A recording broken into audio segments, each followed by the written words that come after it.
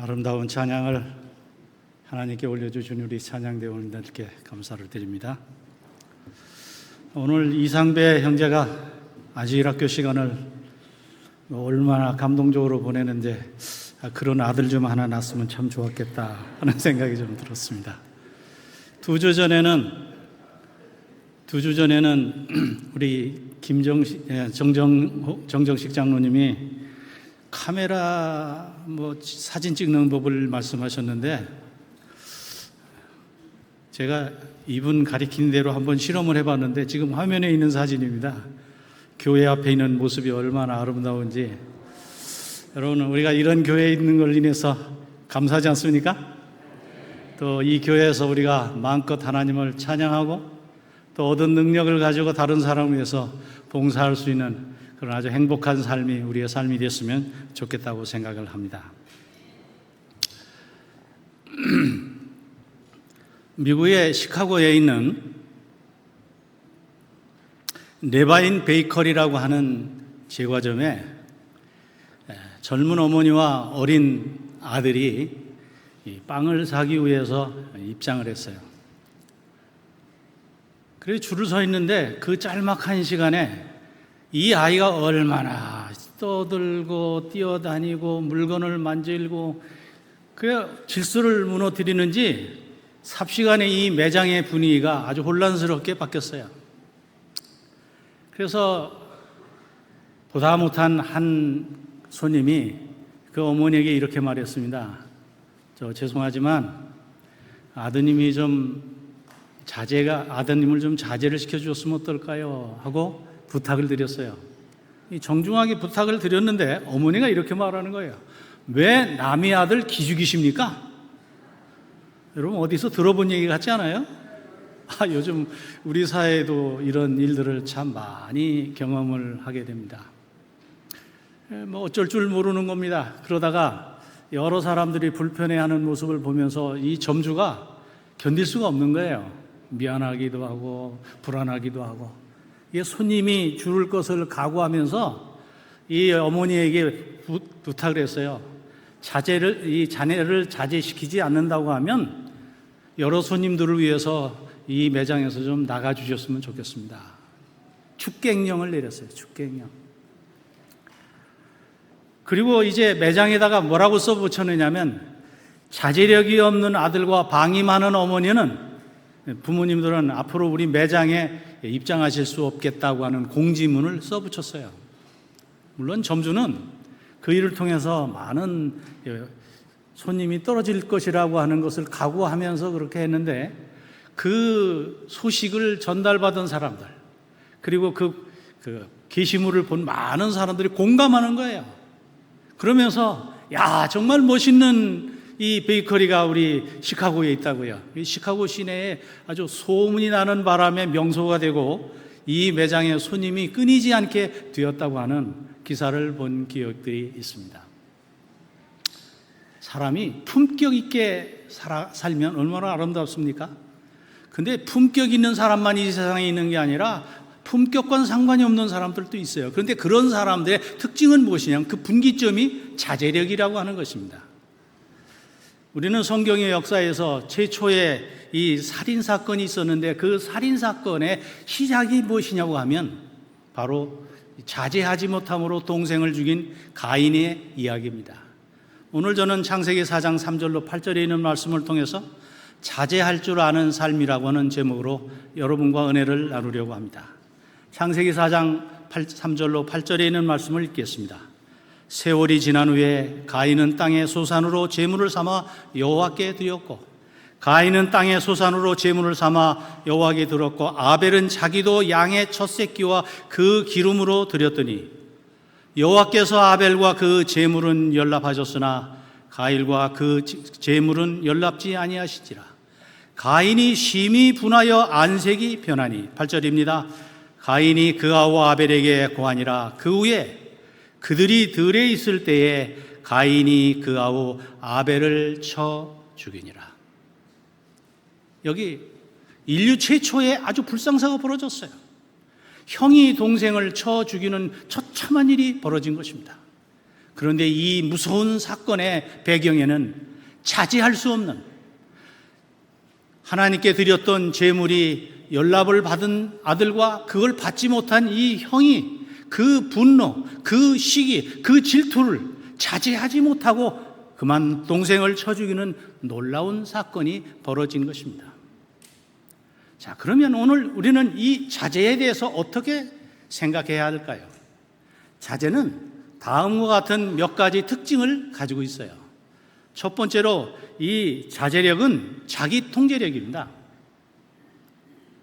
우리는 감정, 우리의 욕구, 행동을 하고 싶은 것들이 있을 때에 통제하는 능력, 그리고 외부로부터 어떤 자극이 왔을 때에 내 내적인 상태를 평정 유지할 수 있는 능력이 바로 자제력인 것입니다. 때때로 우리는 살면서 자제력을 잃을 때가 있어요. 그런데 자제력을 잃으면 우리의 삶이 일그러져요. 망가집니다. 그런데 여기 가인이 그 자제력을 유지하지 못하는 일을 통해서 동생을 쳐 죽였을 때 하나님께서 가인을 향해서 창세기 4장 12절에 이렇게 말씀하셨어요. 내가 밭 갈 때에 갈아도 땅이 다시는 그 효력을 내게 주지 아니할 것이요. 물론 가인은 농사꾼이었습니다. 그러니까 농군이기 때문에 땅에 대한 이야기로 했을지라도 오늘 우리는 우리의 삶에 이 말을 적용해 본다고 하면 우리는 우리의 삶의 현장에서 열심히 살고 그 결과로 무엇인가를 이루고 그래서 상당한 경지에 무엇인가를 축적했을 때 해라 할지라도 때때로 우리가 자제하지 못하면 우리의 감정을 정리하지 못하면 우리는 우리가 쌓아놓은 모든 것들을 한순간에 잃어버릴 수 있다고 여기 창세기 4장 12절은 말씀하고 있어요. 뿐만 아니라 우리는 그 사건을 통해서 우리 주변에 있는 사람들과의 관계가 소원해지고 사람을 잃는다고 하는 사실을 경험하게 됩니다. 너는 땅에서 피하며 유리하는 자가 될지라. 유랑하는 인생이 될 것에 대해서 경고하셨습니다. 이 경고를 들은 가인이 가만히 생각해 보니 자기 인생에 크나큰 문제가 생겼다는 사실을 깨달으면서 불길한 이해감을 그는 이렇게 말했어요. 가인이 여호와께 고하되 내 죄벌이 너무 중하여 견딜 수 없나이다. 주께서 오늘 이 지면에서 나를 쫓아내시온즉 내가 주의 낯을 뵙지 못하리니. 자제하지 못하면 하나님을 멀리하게 됩니다. 하나님을 피할 수밖에 없는 것입니다. 버림받았다는 그런 느낌을 자기 스스로 갖게 되는 것입니다. 또 그는 말합니다. 내가 땅에서 피하여 유리하는 자가 될지라 물은 나를 만나는 자가 나를 죽이겠나이다. 인생의 깊은 낭만과 좌절, 모든 것을 잃어버리는 상실의 아픔을 이 자제하지 못하는 인생에게 찾아온다고 하는 사실입니다. 그런데 치료봉사에 이런 말씀이 기록되어 있어요. 치료봉사 129페이지에 최초 배도의 가장 처참한 결과 중 하나는 사람의 자제력 상실이다. 여러분, 인간이 죄를 지으면서 갖게 된 제일 첫 번째 상실은 무엇이냐 하면 자제력을 잃어버렸다는 겁니다. 어른도 자제력을 잃어버렸고 아이들도 자제력을 잃어갑니다. 노인도 자제력을 잃어가요. 그런데 그 자제력을 잃어가면 나이와 그의 이 위치에 상관없이 모두가 다 이 가인이 경험했던 상실을 경험하게 될 것이에요.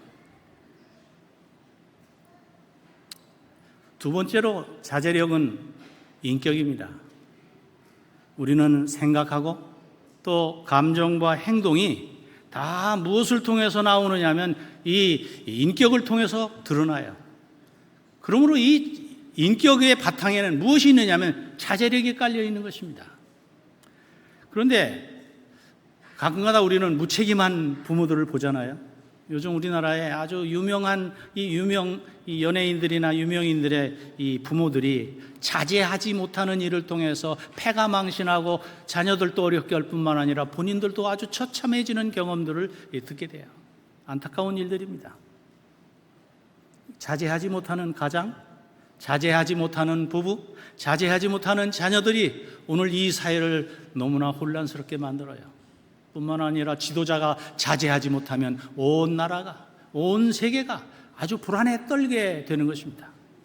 저는 요즘 미국의 그 대선을 보면서요, 굉장히 뛰어난 분이죠. 트럼프라는 분이 아주 뛰어나긴 하지만 저는 그분이 어떤 때는 너무 자제력이 없는 것을 보면서 과연 이 세계 최강국을 지배할 만한, 지도할 만한 그런 사람일까 하는 것에 대한 의구심과 염려가 있어요. 여러분, 자제력이 없게 되면요, 사람이 감정의 기복이 심해요. 그래서 이 자제력이라는 것은 우리 인생의 모든 부분에 미치지 않는 부분이 없어요. 다만 그것을 우리가 의식하지 못하거나 그것을 별로 신경 쓰지 않을 수 있지만 그렇다는 것이에요. 사람은 감정의 기복이 적고 평온한 상태를 유지하는 사람을 인격자라고 그래요. 정서가 안정됐다고 그래요. 그런 사람은 많은 사람과 좋은 관계를 유지합니다. 그리고 많은 사람을 편안하게 해줘요. 성경은 이렇게 말합니다. 자기의 마음을 제어하지 아니하는 자는 성읍이 무너지고 성벽이 없는 것 같으니라. 여기 솔로몬은 잠언 25장에서 이렇게 말하지 않습니까? 자기의 마음을 제어하지 못하는 사람은 성읍이 무너졌고 성벽이 없는 것 같다고요. 안전망이 이미 없어진 것입니다. 언제 문제가 터질지 모르는 불안함이 늘 존재하고 있는 것이에요. 불안한 인생을 살아갈 수밖에 없는 것입니다. 뿐만 아니라 자제력은 좋은 인간관계의 원리예요. 여러분, 인간관계라고 하는 것은 나와 다른 사람과의 관계를 맺는 원리들이에요. 그런데 이 원리 속에 늘 무엇이 있느냐면 사람과 사람을 연결하는 사회적인 이 연결망에 늘 자제력이라는 것이 깔려 있어요. 그 자제력이 있을 때 인간관계는 아주 행복해요. 건설적이에요. 생산성이 있지만 그 자제력이 빠졌을 때는, 그것이 무너졌을 때는 말할 수 없는 불안과 불편함이 따른다고 하는 사실입니다. 제가 이제 경험을 해보니까요, 결혼하는 정년기에 있는 사람들이 대개 뭘 많이 보느냐면 그 사람이 가지고 있는 스펙을 많이 봐요. 학력이 얼마인가? 무엇을 전공했는가? 무슨 직업을 가졌는가? 그의 위치가 지금 어디에 있는가? 대부분 그것에 의해서 결정을 해요. 근데 제 친구 가운데 아주 좋은 목사님이 계셔요. 굉장히 훌륭한 사람이에요. 오랫동안 새겼던 사람이에요. 결혼할 때 아주 좋은 이런 스펙을 가지고 있는 신부와 결혼을 했어요. 그런데 세월이 이제 지나고 결혼을 하고 나서 이제 늙은 나이가 돼서 자녀를 다 성장시켰는데 제가 옆에서 가만히 보면서 느끼는 게 뭐냐면 나이가 들으니까 다 똑같아져요. 남대혁 교수님이 그러시더라고요. 나이 70이 넘으니까 공부 다 똑같고 학위 있는 거 별로 의미 없더라는 겁니다. 잘생긴 거 늙으니까 다 쭈글쭈글해져서 똑같고, 돈도 나이 들으니까 별로 의미가 없고. 근데 여러분, 순간순간 대화를 하면서 행복을 느끼는 것이 정말 자산이에요. 여러분, 행복하길 원하지 않습니까? 영어로 행복이라는 말은 해피니스라는 말인데 이 말은 해픈이라는 말에서 왔어요. 순간순간 어떤 일들이 발생하는데 그 발생할 때마다 그것이 긍정적이고 적극적이고 창조적으로 반응하면 그 의사소통이 사람을 행복하게 만드는 거예요. 그런 사람, 의사소통을 잘할 수 있는 사람과 만나는 것이 최고의 인생의 소득이에요. 제가 어제 우리 딸과 함께 새벽에 어디를 좀 다녀오게 됐어요. 제 딸과 함께 대화하면서 그런 얘기를 했어요. 살아보니까 가장 자산으로 남는 건 뭐냐면 소통을 잘하는 사람과 사는 것이 최고 행복이다. 누구와 빨리 만나는 게 중요한 것이 아니라 정말 소통할 수 있는 사람, 그런 자제력이 있는 사람과 만나는 것이 인생의 큰 복이다. 제 아이가 동의하더라고요. 여러분, 사람이 자제력이 있는 사람은 일관된 인격을 유지할 수 있어요. 그리고 일관된 인격을 유지하게 되는 사람은 사람과의 관계 속에서 신뢰를 주고받을 수가 있는 것입니다. 여기 잠언 22장 1절에 명예가 많은 재물보다 귀하고 좋은 평판이 금은 보화보다 훨씬 낫다고요. 여러분, 명예나 좋은 평판은 무엇이 있어야 가능하냐면 자제력이 밑받침해줘야, 기초해줘야 그 일이 가능하다고 하는 것입니다. 그런데 여러분, 저는 말씀을 보면서 자제력이라고 하는 것이 우리의 운명을 결정하는 일이 너무 많다는 사실을 깨닫게 됐습니다. 어느 날 제가 성경을 읽었어요. 평소에 많이 읽었던 성경을 읽으면서 아주 놀라운 사실을 하나 발견하게 됐습니다. 여러분, 지도자가 자제력을 잃게 되면 그 나라는 어떻게 될까요? 역사에 보면 인류 역사에 페르시아라고 하는 나라가 두 번 있었어요. 하나는 아케메네스 페르시아가 있고 또 하나는 사산조 페르시아가 있어요. 우리가 다니엘 계시록에 보면 그 신상에서 금 신상부터 나오잖아요. 거기에 나오는 바벨론, 메데 페르시아, 그리스, 헬라, 로마 이렇게 나오잖아요. 그 두 번째 나오는 메데 페르시아는 여기 아케메네스 페르시아입니다. 이 제국의 다섯 번째 왕은 다리우스 1세의 아들이었던 이 크세리크스 1세인데, 이 사람은 성경에도 나오는 사람이에요. 물론 이름은 다른 이름으로 나오는데, 이 왕이 주전 486년부터 465년까지 약 20년 동안 페르시아 제국을 통치했어요. 그런데 이 사람은 가만히 역사의 기록을 점검해 보면 굉장히 능력이 있는 사람임에도 불구하고 큰 결함이 하나 있었는데 자제력이 좀 부족했어요. 이 사람과 관련된 한 큰 전투가 있었는데 이 살라미스 해전이에요. 이 해전은 이 크세리크세스 1세가 재위한 지 6년 되는 주전 480년 9월 달에 이 살라미스라고 하는 곳에서 해전을 했는데, 여러분, 이 제국은요 굉장히 큰 제국이에요. 이 페르시아라고 하는 제국은 당시 127개의 도로 이루어졌어요. 근데 그 도라고 하는 것이 어찌 보면 한 나라들과 같은 겁니다. 바벨론을 멸망하고 올라온 이 페르시아 제국은 바벨론이 통치했던 모든 나라들을 다 통합했어요. 바벨론이 복속시켰던 족속들을 다 포함할 뿐만 아니라 거기에 추가했던 것입니다. 그래서 이 해군력도 엄청났는데, 그러면 해군이 병력도 많고 그 다음에 장비도 좋기 때문에 해야 될 일은 뭐냐면 이왕의 전투를 해야만 넓은 이 바다에서 싸워야 유익한데, 자제력이 부족하고 생각이 부족했던 이 왕이 좁은 이 조그마한 곳에서 전투를 한 겁니다. 근데 역사에 보면 월등한 군사력과 이 장비를 가지고 있으면서도 이 해전에서 졌어요. 이 왕이 나중에 어떻게 나라를 통치할 것에 대한 하나의 시금석을 볼 수가 있었어요.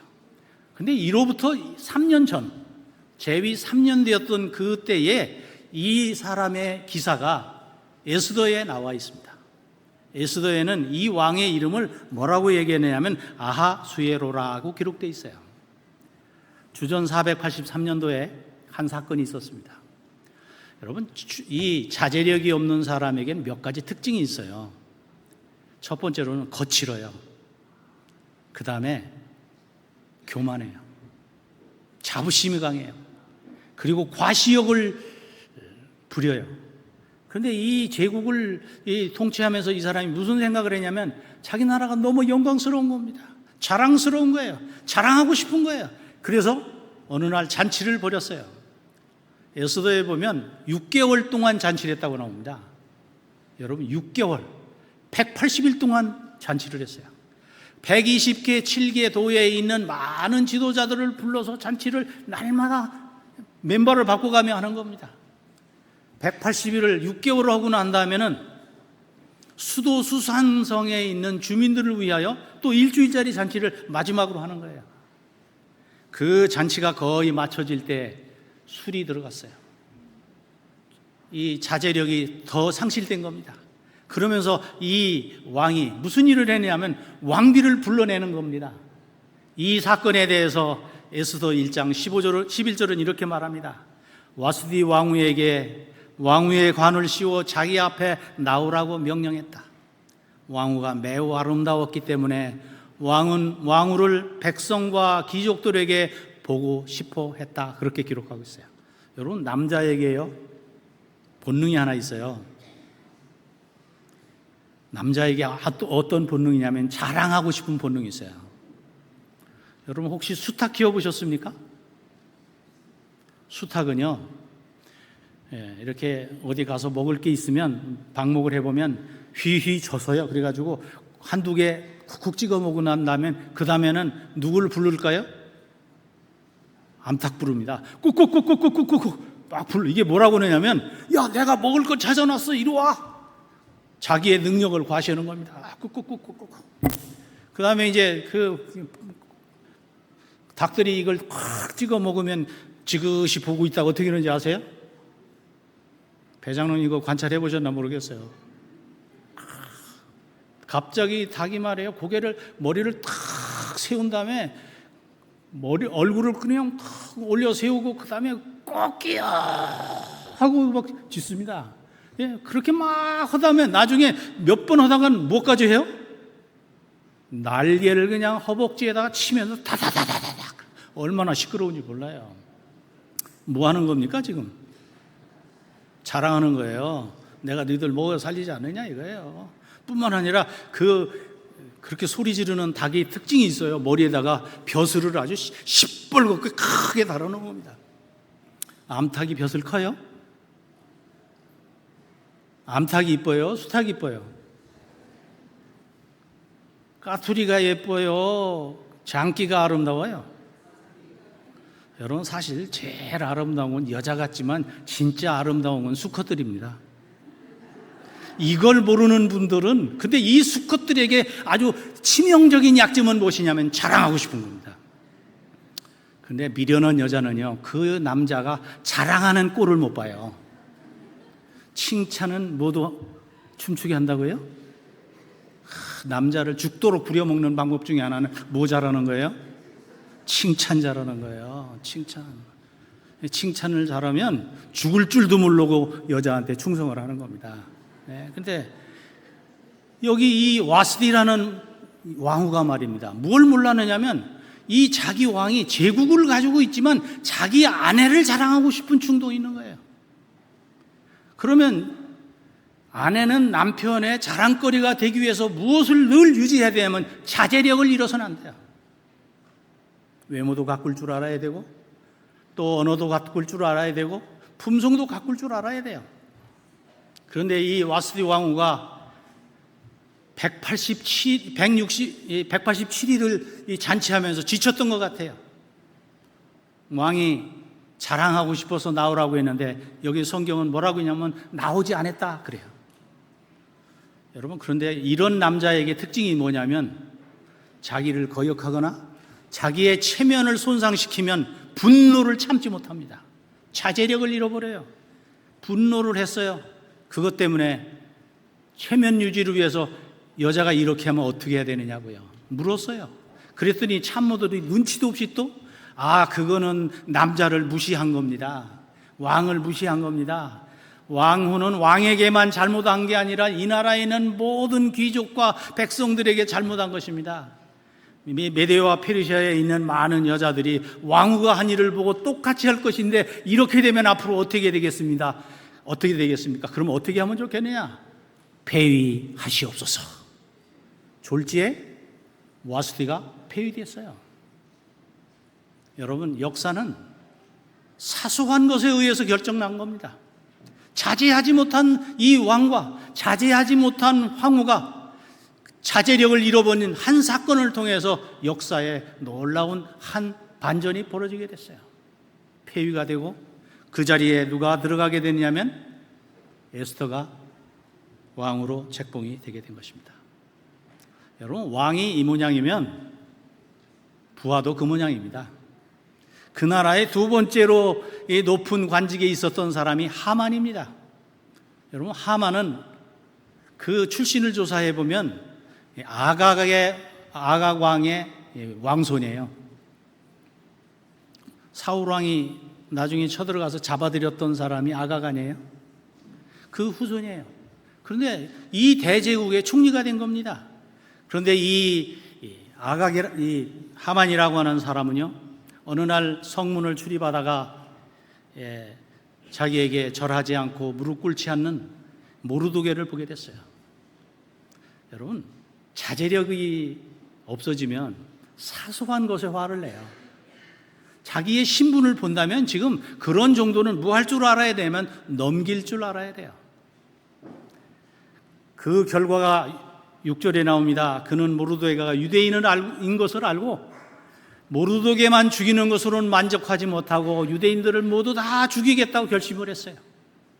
사실 이 페르시아라는 제국은 많은 나라가 모여서 된 거예요. 그 안에는 여러 민족이 섞여 있는 겁니다. 그 민족끼리 섞였지만 수많은 역사가 섞여 있고 은원 관계가 얽혀져 있어요. 아각이 여기 모르드게가 유대인이라는 사실을 알면서 자기 부모들이 경험했던 그 치욕을 생각하면서 결국은 분노를 참지 못한 겁니다. 자제하지 못하고 죽이겠다고 결심했어요. 여러분, 자제력은 무엇과 관련이 있냐면 분별력과 관련이 있어요. 그리고 선택과 집중과도 관련이 있어요. 그럼 우리가 보면서 이건 어떻게 해야 될까? 지금 절하지 않는 저 사람에게 어떻게 내가 해야 될까 하는 것은 적어도 총리 정도 된 사람이라면 정책적으로 결정해야 할 일이에요. 감정대로 행동해서 될 자리가 아닌 것입니다. 그것도 한 민족을 완전히 쓸어버리겠다고 하는 이것은 큰 문제를 일으킬 수 있는 요소가 되는 것입니다. 그런데 그는 자제하지 못했어요. 분별력을 잃어버렸어요. 그러니까 선택하는 일에 실패하고 집중하지 말아야 할 것에 집중하게 된 것입니다. 여러분, 프로는요, 자기의 능력을 70% 정도만 쓴다고 그래요. 왜냐하면 만약의 사태를 생각하는 겁니다. 아마추어는 죽도록 일하지만 프로는 70% 정도의 능력을 가지고 살아가면서 적절하게 힘의 균형을 분배할 수 있는 사람이 돼야 된다는 거예요. 그런데 여기 하만은 그 일에 실패하고 말았어요. 경계와 한계를 넘어서는 일을 한 것입니다. 여기 에베소 11장 5장 11절로 12절에 보면 이 사건이 있고 난 다음에 이제 유대인을 다 죽이겠다고 하는 준비를 하고 그 과정에서 비밀이 샜어요. 모르드게가 에스더에게 연락을 하고 에스더가 이제 자기가 죽게 되었다는 사실을 알게 되었습니다. 자기 민족이 망하게 됐다는 사실을 알게 되어서 이제 왕에게 자기의 구명운동을 해야 된다는 사실을 깨달았어요. 그래서 준비했어요. 그런데 이 페르시아라는 나라는 뭐 왕이라고 해서 왕을 함부로 만날 수 있는 나라가 아니잖아요. 그래서 금식하고 그 다음에 왕에게 나갈 준비하는 내용을 우리는 이미 익히 잘 알고 있어요. 그래서 왕과 하만을 초청하는 준비를 합니다. 여기 에스더 5장 11절로 12절에 보면 그는 그들에게 자기의 재산과 아들이 많은 것과, 지금 누구 얘기냐면 하만 얘기입니다. 하만이 지금 왕비로부터 초청을 받았어요. 왕하고 당신만 특별 잔치에 오십시오. 그 잔치에 초청받은 이 하만이 그냥 들떠버린 겁니다. 너무나 흥분을 해버린 거예요. 또 자기 감정을 자제하지 못했어요. 이 사람은 그런 정도만 자제하지 못한 게 아니라 자기의 재산, 아들들이 많은 것, 왕이 준 명예, 그래서 다른 사람과 비교하면서 자기를 자긍했어요. 자기를 과대평가했어요. 여러분, 프로는요, 윗사람과 주변에 있는 사람과 아랫사람이 자기를 늘 평가한다는 사실을 기억하고 살아요. 피드백을 염두에 두고 살아가요. 근데 아마추어의 차이는 무엇일까요? 아마추어는 자기 만족으로 살아가는 겁니다. 남이 뭐라고 하든 상관없어요. 자기 기분대로 살아요. 그러니까 아마추어인 겁니다. 그런데 여기 하만은 한 제국의 총리이면서도 아마추어 같은 사고방식을 가졌는데 그것은 그가 자제력을 유지하지 못했기 때문에 그래요. 그날 저녁에 어떤 일이 벌어졌냐면 잔치에 갔다 온 다음에 또 초청을 받았어요. 흥분했어요. 그날 저녁에 그는 모르도게를 죽이기 위해서 장대를 높이 세웠어요. 경계를 넘어서는 패착을 범하고 만 것입니다. 여러분, 그런데요, 그날 저녁에 왕은 잠을 잘 수가 없었어요. 잔치를 다녀온 다음에 잠을 잘 수 없어요. 많은 지도자들은 잠을 못 잡니다. 권력을 유지하기 위해서는 많은 노력을 기울여야 돼요. 밤을 새우는 겁니다. 그날따라 잠이 오지 않아서 궁정일기를 가져오라고 했어요. 그리고 내시를 통해서 읽으라고 했어요. 읽는데 그날 읽었던 내용이 뭐냐면 5년 전에 있었던 암살 사건이에요. 바로 자기를 죽이기 위한 암살 사건이 있었어요.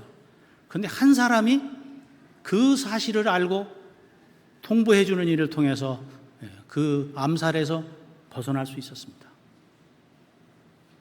그래서 왕이 물었어요. 야, 5년 전에 이 사건 내가 이제 생각이 난다. 까맣게 잊어버렸었는데 그때 그 사람 어떻게 보상했니? 어떻게 그를 존귀하게 대했느냐? 내시가 말합니다. 아무런 조치도 하지 않았습니다. 그럴 수가 있느냐? 그래서 앞을 향해서 누가 뜰에 있느냐? 마침 그때 아침이 새벽이 되었을 때 하만이 모르도게를 죽이기 위한 자기의 계획을 왕에게 아뢰고 허락을 받기 위해서 뜰에 와 있었어요.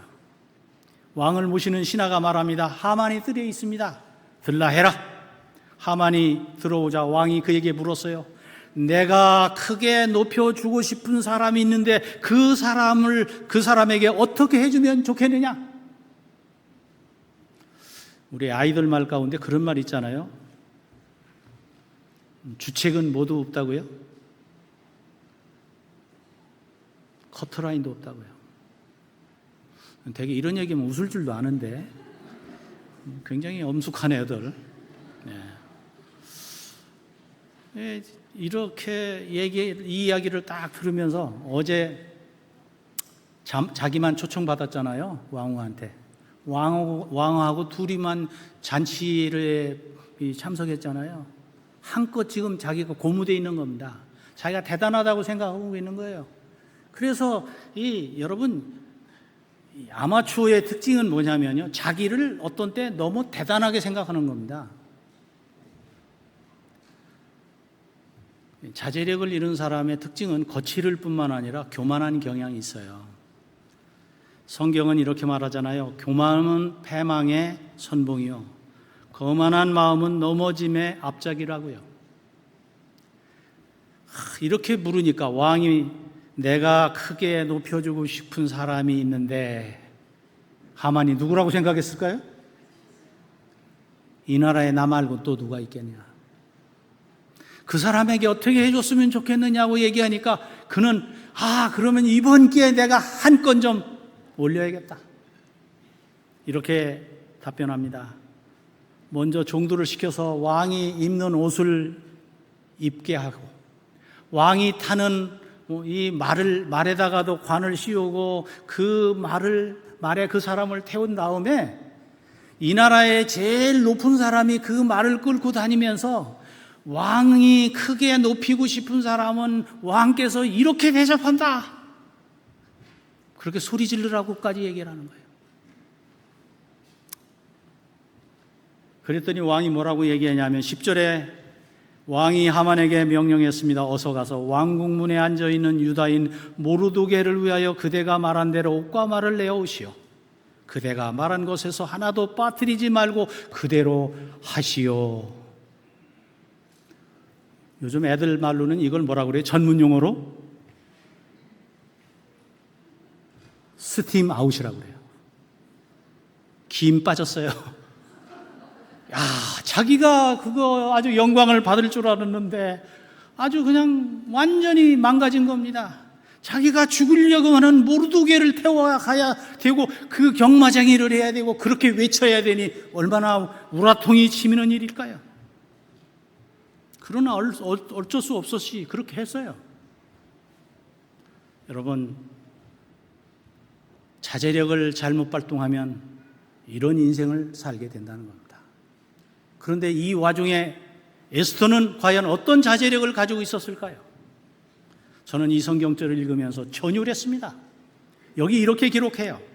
에스더 2장 20절에 에스더는 모르드게가 명령한 대로 그 종족과 민족을 말하지 아니하니 그가 모르드게의 명령을 양육받을 때와 같이 따름이더라. 왕후가 될 때 얘기해요. 원래 이름은 에스더는 하닷삿이에요. 그런데 왕후가 되기 전에 이름을 바꿨어요. 자기의 신분을 속이기 위해서, 감추기 위해서. 지금 모르드게는 어떤 관계예요? 이 에스더의 삼촌의 딸이거든요. 그러니까 사촌간입니다. 나이 차이가 너무 많기 때문에 부모가 없어서 이 모르드게가 키웠어요. 딸 같은 동생입니다. 그러면서 말합니다. 이 나라는 거대한 나라고 많은 민족이 얽혀있기 때문에 굉장히 조심스럽습니다. 자제력을 발동해야만 우리가 살아남을 수 있습니다. 조심해야 됩니다. 그러므로 해야 할 일은 뭐냐면 우리가 유대인이라는 사실을 발설해서는 안 됩니다. 이 모르드게도 그렇잖아요. 왕후의 사촌 오빠입니다. 실제는 아버지 같은 사람이에요. 그러면 왕과 어떤 관계입니까? 천한매부지간이요. 그러면 자기를 내세우고 얼마든지 광고할 수 있는데 그는 자제력을 발휘했다는 사실입니다. 오늘 어쩌면 마지막 시대를 살아가는 우리들에게도 주시는 교훈이 여기에 있는 것입니다. 이제 죽게 됐다는 내용을 알게 되었을 때에 에스더는 수산성에 있는 유대인을 다 한 곳으로 모으고 금식하고 밤낮 3일 동안 금식하면서 내가 왕 앞에 나갈 때 왕이 마음을 열어서 호를 들고 나를 들어오게 할 수 있도록 해달라.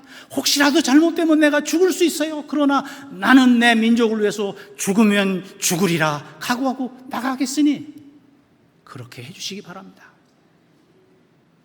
그래서 결국은 왕을 만나게 됐잖아요. 여러분, 자제력이라고 하는 것은 위기관리 능력이에요. 뿐만 아니라 자제력은 아무 때나 자제만 하고 가만히 있는 것이 아니라 말할 때 말하고 행동할 때 행동할 수 있는 결단력이 있어야 되는 것입니다.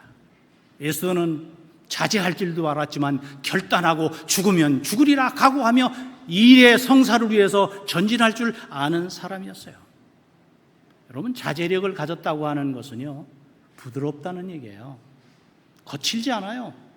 그래서 부드럽고 섬세하고 신중하고 겸손한 태도로 왕 앞에 나갔고 그 문제를 해결해 나가는 모습을 보게 됩니다. 드디어 왕을 만났고 잔치를 배설하겠다고 하면서 하만하고만 오라고 얘기하지 않습니까? 잔치가 열어졌고 이제 왕이 흡족했어요. 그러면서 여기 에스더 5장 6절에 보니까 왕이 이제 술을 마신 다음에 에스더에게 이르되 그대의 소청이 무엇이뇨? 프로를 알아보는 겁니다. 왕이 보니까 이건 뭔가 요구할 내용이 있는 겁니다. 요청할 개인적인 얘기가 있는 거예요. 그러니까 뭐라고 하냐면 소청이 무엇이뇨? 곧 허락하겠노라.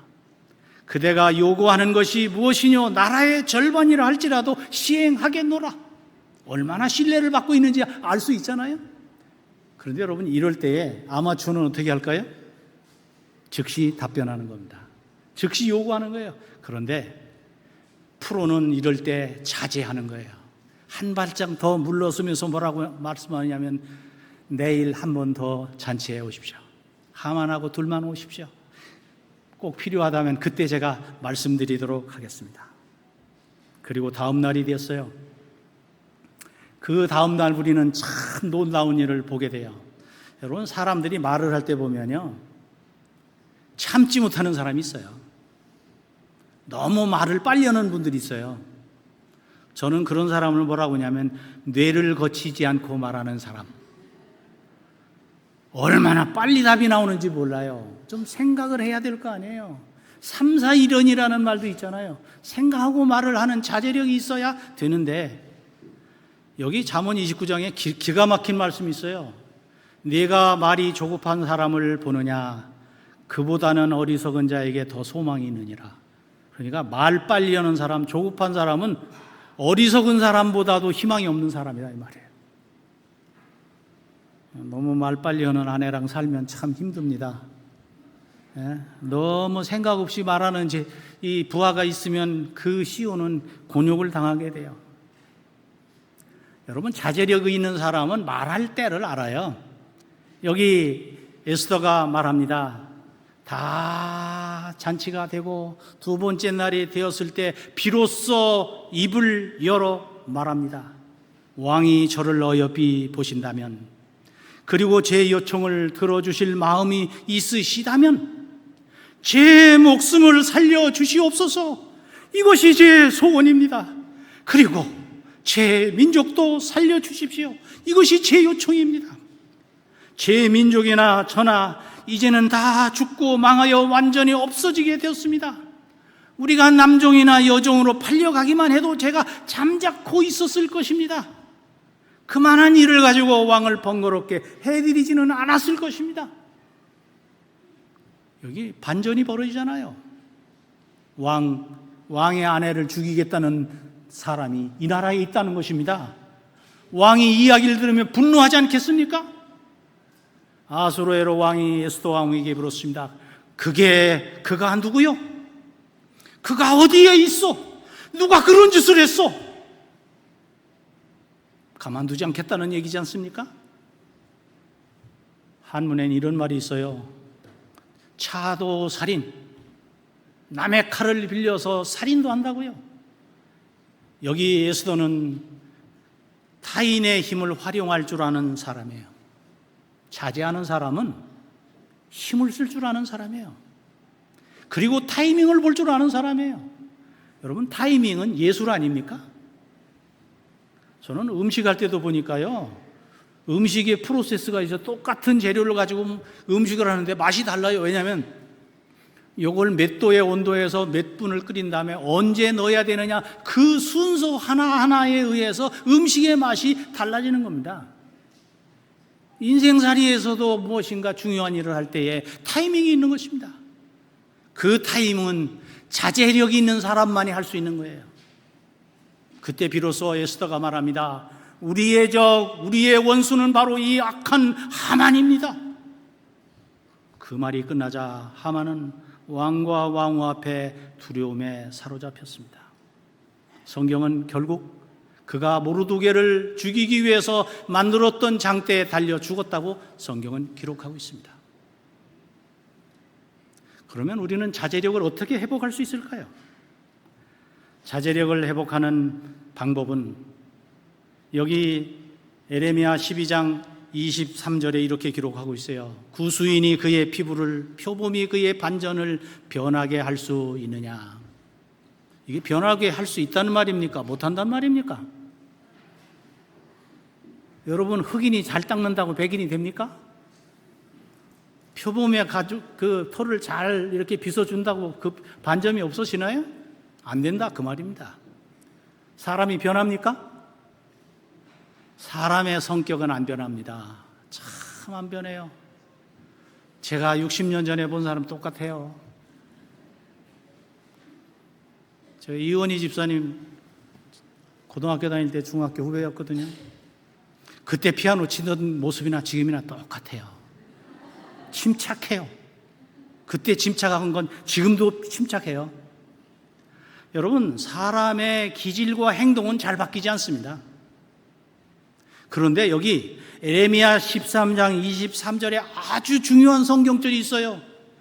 앞에 구수인이 그 피부를, 표범이 그 반점을 변하게 할 수 있느냐라고 하는 말로만 하는 것이 아니라 뒤에 이렇게 기록하고 있어요. 할 수 있을진데 악에 익숙한 너희도 선을 행할 수 있다.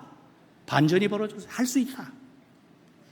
그러면 아까 우리가 읽었던 치료봉사 129페이지에 최초 배도의 가장 처참한 결과 중 하나는 사람의 자제력의 상실이다 말씀했다면, 그러면 이 자제력도 회복할 수 있다는 말인가요? 여기 예언의 이렇게 말합니다. 그 자제력을 다시 회복할 때 진정한 발전이 있을 수 있다. 어느 분이 저한테 이런 얘기를 했어요. 한 목사님, 가정과 건강을 한마디로 요약하면 무엇입니까? 가정과 건강 그 큰 책 하나를 한마디로 요약하래요. 그때 제가 드린 말씀이 뭐냐면 자제력 회복이다. 여러분, 우리가 정말 하나님의 백성답게 품격 있는 모습으로 살아가기 위해서는 자제력을 회복해야 돼요. 여러분, 자제력을 이룰 때 제일 첫 번째로 찾아오는 게 뭐냐면 무질서입니다. 무질서예요. 여기 고린도전서 14장 33절에 하나님은 무질서의 하나님이 아니라 평화의 하나님이시므로 성도들이 모이는 교회는 모두 그렇게 해야 합니다. 교회는 뭐 해야 된다는 얘기예요? 질서 정연해야 된다는 거예요. 그런데 우리 교회가 요즘 자제력을 잃었어요. 제가 2, 3년 전부터 관찰을 해보니까요, 예배 마치고 나갈 때 보면 얼마나 교회가 무질서한지 몰라요. 여기 안내 집사님이 여기 서 있어요. 왜 서 있는지 난 모르겠어요. 여러분, 하나님은 무질서한 분이 아니에요. 질서의 하나님이에요. 평화를 위해서는 질서를 지켜야 돼요. 여러분, 자제력을 가지시고 나가실 때 좀 앞에서부터 차곡차곡 좀 나가면 좋을 것 같아요. 저는 안식일마다 무슨 느낌을 느끼냐면 제가 꼭 예배당에 온 게 아니라 공연장에 온 것 같아. 공연 끝나고 우르르 나가는 것 같은 그런 모습은 하나님께서 원하시지 않는 것입니다. 우리 자제력을 발동해서 이제 우리 이거 회복하는 우리 가족들이 되면 어떨까요? 저는 우리 성도들이 품격 있는 분들이기 때문에 오늘부터 실천하시고 다시 한번 질서를 회복하는 우리 모든 가족들이 되기를 간절히 바랍니다. 여기 성경은 모든 것을 적당히 하고 질서대로 하라고요. 두 번째로는 뭐냐면 자제력을 회복할 때는 예수님의 성품으로 회복하는 겁니다. 예수님은 마태복음 11장 27절부터 이렇게 말씀하고 28절부터 이렇게 말씀하고 있어요. 수고하고 무거운 짐진 자들아 다 내게로 오라. 내가 너희를 쉬게 하리라. 나는 무엇이라고요? 우리 같이 한번 읽어보겠습니다. 시작. 나는 마음이 온유하고 겸손하니 나의 멍에를 메고 내게 배우라.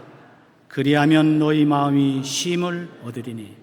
여기 예수님은 마음이 온유하고 겸손하다고 했어요. 여러분, 자제력을 회복하면 가장 먼저 회복하는 것이 뭐냐면 성품이 변하는데 온유한 사람이 되는 거예요. 거칠 때가 있으십니까? 자제력을 잃었다고 하는 얘기입니다. 교만할 때가 있습니까? 자제력을 잃었다고 하는 이야기입니다.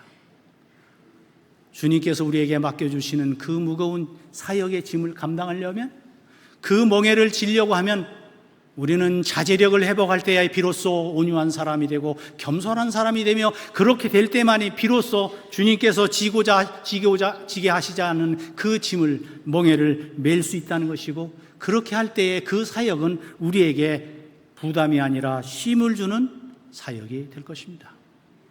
성경에서 보면요, 이 제자들 가운데 세베대의 아들 야고보와 요한 얘기가 나와요. 예수님의 제자 가운데 두 사람이 있는데 이 야고보와 요한은 별명이 뭐라고요? 이 둘에게는 보아너게 곧 우레의 아들이라는 이름을 더하셨으니 성격이 대단했던 모양입니다. 화가 나면 뭐라고 얘기했냐면, 예수님이 이러이러한 일이 있는데 어떻게 했으면 좋겠느냐, 요한이 이런 말을 했어요. 하늘에서 그냥 벼락이 쏟아져가지고 죽게 했으면 좋겠습니다. 이게 성경에 기록된 내용이에요. 이게 야고보와 요한의 성격입니다. 사람이 성격대로 살아요. 신앙생활에도. 야고보가 예수님의 제자 가운데 언제 죽었어요? 그 성질대로 제일 먼저 죽었어요. 이런 얘기도 웃을 줄도 모르시네요.